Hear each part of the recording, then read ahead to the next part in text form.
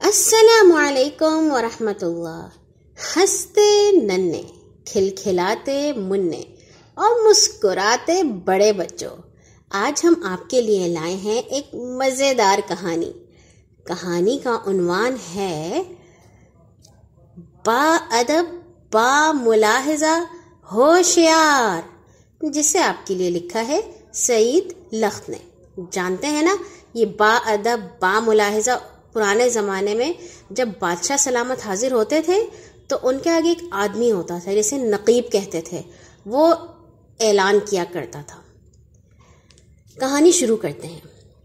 شاہی محل کے گھڑیال نے ton ton 12 بجائے تو باورچی خانے کا دربان زور سے چیخا، با ادب با ملاحظہ ہوشیار، شہنشاہوں کے شہنشاہ اعلیٰ حضرت فرما روائے اندھیر نگر کھانا تناول فرمانے تشریف لاتے ہیں۔ خادموں نے کھانے کے کمرے کا دروازہ کھول دیا اور بادشاہ سلامت اپنی ملکہ کے ساتھ بڑی شان سے اندر داخل ہوئے۔ کمرے کے بیچوں بیچ کھانے کی میز اس طرح چمک رہی تھی جیسے کسی گنجے کی تیل لگی کھوپڑی۔ ملکہ نے پہلے تو ادھر ادھر آنکھیں پھاڑ پھاڑ کر دیکھا، پھر بادشاہ سلامت سے بولی، اے حضور، ہماری نظریں دھوکہ کھا رہی ہیں یا سچ مچ کھانے کی میز کھانے سے خالی ہے؟ بادشاہ سلامت چیخ کر بولے، یہ کیا مذاق ہے؟ کہاں ہے باورچی خانے کا مینیجر؟ زندہ یا مردہ؟ فوراً ہمارے سامنے پیش کیا جائے۔ مینیجر میز کے نیچے سے باہر نکلا اور ہاتھ باندھ کر بولا، حضور، غلام حاضر ہے۔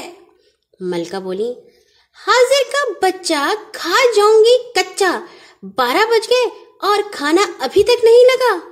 مینیجر ہاتھ جوڑ کر بولا، حضور، جان کی امان پاؤں تو کچھ عرض کروں۔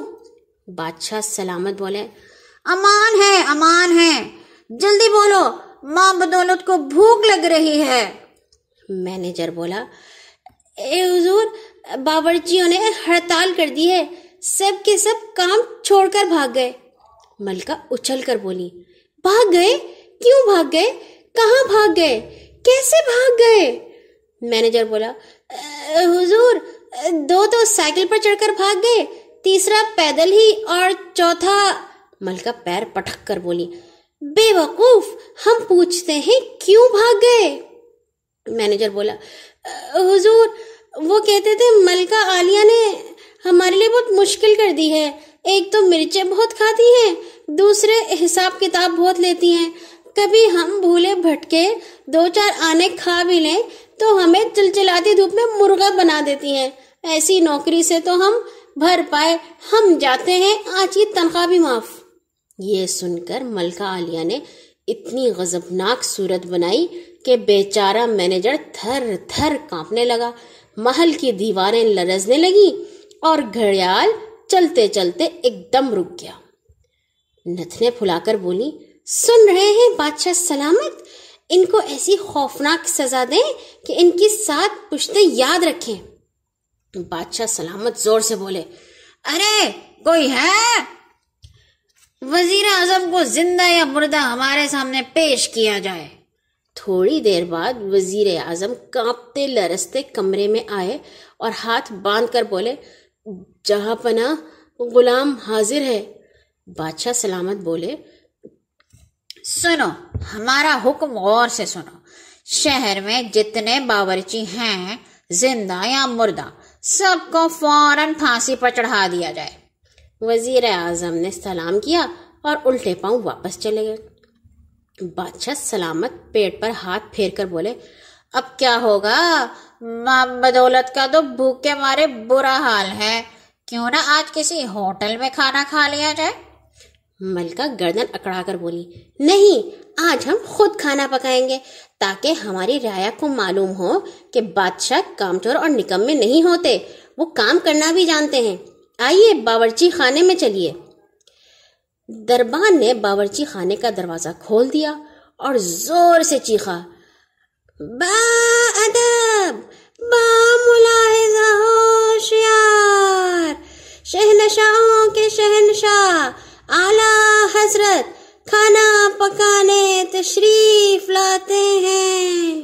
ملکہ بولی، کھانا تو میں پکا لوں گی، لیکن حضور کو بھی کوئی کام کرنا چاہیے، فرمائیے آپ میری کیا مدد کر سکتے ہیں؟ بادشاہ سلامت بولے، ہم کھانا ختم کرنے میں آپ کی مدد فرما سکتے ہیں۔ ملکہ غصے سے بولی، جہاں پناہ یہ کیا فرما رہے ہیں؟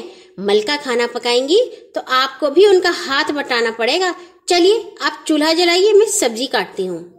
یہ سن کر بادشاہ سلامت نے مجبوراً وہ چوغا پہنا جسے پہن کر شاہی باورچی کھانا پکاتے ہیں۔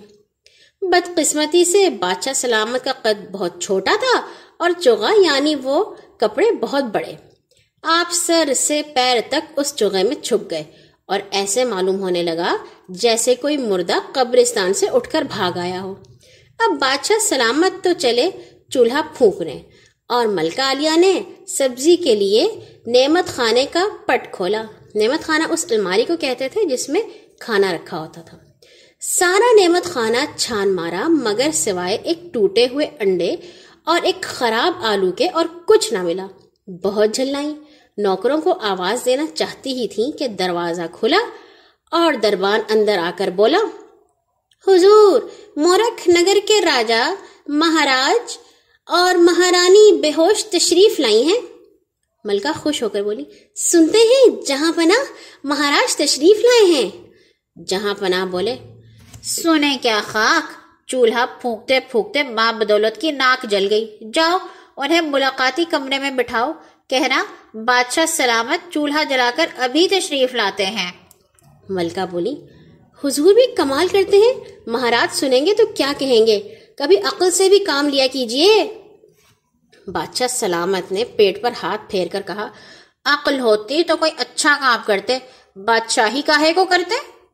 ملکہ نے سنی انسنی کر کے کہا، حضور جا کر ان کا استقبال کریں، ہم ابھی آتے ہیں۔ کچھ تو بھوک اور کچھ مہاراج کی آمد، ان سب باتوں نے بادشاہ سلامت کو گھبرا دیا اور آپ باورچیوں والا چوغا پہنے ہوئے ہی مہاراج سے ملنے چل کھڑے ہوئے۔ لیکن جب ملاقاتی کمرے کی سیڑھیاں اترنے لگے تو دامن پیروں میں الجھ گیا اور آپ قلاب بازیاں کھاتے ہوئے مہاراج کے قدموں میں جا گرے۔ مہارانی بے ہوش موٹر میں سے اپنا بٹوا لینے گئی ہوئی تھی۔ مہاراج کمرے میں اکیلے تھے۔ وہ بیچارے سیدھے سادے سمجھے کہ بادشاہ نے ان کے بیٹھنے کے لیے گاؤ تکیا بھیجا ہے۔ یہ سوچ کر وہ جھٹ بادشاہ سلامت پر چڑھ کر بیٹھ گئے۔ بادشاہ سلامت نے جو یہ آفت اپنے اوپر نازل ہوتے دیکھی تو اٹھنے کے لیے زور لگایا۔ اس گڑبڑ میں دونوں چوغے میں لپٹ گئے اور لڑکتے ہوئے صوفے کے نیچے جا گھسے۔ ادھر تو یہ تماشا ہو رہا تھا اور ادھر ملکہ بن سنور کر مہارانی بے ہوش کے ساتھ تشریف اندر لائیں، مگر جب کمرہ خالی دیکھا تو بہت حیران ہوئی۔ بولی، ارے یہ جہاں پناہ اور مہاراج کہاں چلے گئے؟ مہارانی بولی، شاید باغ میں ہوں، میں تو تھک گئی، تھوڑی دیر بیٹھوں گی، آپ ہی آ جائیں گے۔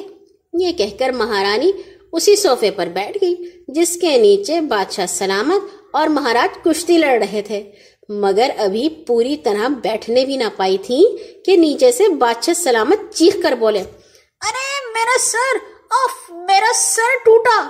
مہارانی ایک دم اچھل پڑی اور حیران ہو کر صوفے کو دیکھنے لگی۔ اتنے میں مہاراج پکارے، ارے کوئی بادشاہ سلامت کو بلاؤ، یہ بھوت میرا گلا گھونٹ رہا ہے۔ ملکہ عالیہ اور مہارانی یہ چیخیں سن کر گھبرا گئیں اور بے تحاشا شور مچانے لگیں۔ اب حالت یہ تھی کہ مہاراج بادشاہ سلامت سے پیچھا چھڑانے کی لاکھ کوشش کریں، مگر چوغے میں اس بری طرح الجھ گئے تھے کہ کسی طرح الگ ہی نہ ہوتے تھے۔ اس کشتم کشتہ اور دھکم دھکا کی وجہ سے صوفہ سارے کمرے میں ناچا ناچا پھر رہا تھا۔ یکایک دروازہ کھلا اور دربان اندر داخل ہوا۔ اس نے جو صوفے کو کمرے میں چکر لگاتے دیکھا تو بھوت بھوت کہہ کر بھاگنے لگا۔ ملکہ عالیہ نے ڈانٹ کر کہا، ارے دیکھو تو صحیح کیا گڑبڑ ہو رہی ہے۔ ملکہ عالم کی ڈانٹ سے دربان ٹھہر گیا اس نے صوفہ الٹ کر بادشاہ سلامت اور مہاراج کو علیحدہ کیا۔ اب دونوں کی حالت دیکھنے سے تعلق رکھتی تھی۔ بادشاہ سلامت کا چوغا پھٹ پھٹا کر برابر ہو گیا تھا، صرف ایک دھجی گلے میں لٹک رہی تھی۔ پاجامے کا ایک پائنچہ مہاراج کھا گئے تھے اور دوسرا دھینگا مشتی میں اوپر چڑھ گیا تھا۔ مہاراج کو دیکھ کر تو سرکس کے کسی مسخرے کا دھوکہ ہوتا تھا۔ تھوڑی دیر تک تو دونوں ایک دوسرے کو گھورتے رہے، پھر مہاراج بولے، ارے جہاں پناہ آپ؟ اور بادشاہ سلامت پیٹھ سہلا کر بولے، کوئی بات نہیں مہاراج، غلطی ہو ہی جاتی ہے، آپ کو کوئی چوٹ تو نہیں آئی؟ مہاراج کرراہتے ہوئے بولے، جی نہیں حضور، صرف ذرا سی ناک پہ چک گئی ہے۔ بادشاہ سلامت غصے سے بولے، یہ سب اس چوغے کا قصور ہے۔ مہاراج نے کہا، جی ہاں، لیکن حضور آپ نے پہنا ہی کیوں تھا؟ بادشاہ سلامت کچھ کہنا ہی چاہتے تھے کہ دربان نے آ کر عرض کی، حضور کھانا تیار ہے۔ کھانا؟ بادشاہ سلامت نے حیرت سے کہا۔ کھانا؟ ملکہ نے حیرت سے پوچھا۔ جی ہاں حضور، دربان نے سر جھکا کر کہا۔ باورچی کام پر واپس آ گئے ہیں، وہ کہتے ہیں ہم سے غلطی ہو گئی تھی، حضور معاف فرما دیں۔ یہ نہیں ہو سکتا، ملکہ نے غصے سے کہا۔ بادشاہ سلامت کا حکم ہے تمام باورچیوں کو پھانسی دے دی جائے۔ بادشاہ سلامت جلدی سے بولے، ملکہ عالیہ، صبح سے ہم بھی بھوکے ہیں اور آپ بھی، پھر مہاراج بھی آج ہمارے مہمان ہیں، ہماری رائے میں باورچیوں کا قصور معاف فرما دیا جائے، کیوں مہارانی صاحبہ؟ مہارانی مٹک کر بولی، اے حضور صدقے جاؤں، بالکل ٹھیک کہا آپ نے۔ بادشاہ سلامت نے کڑک کر حکم دیا، کھانا لگا دیا جائے۔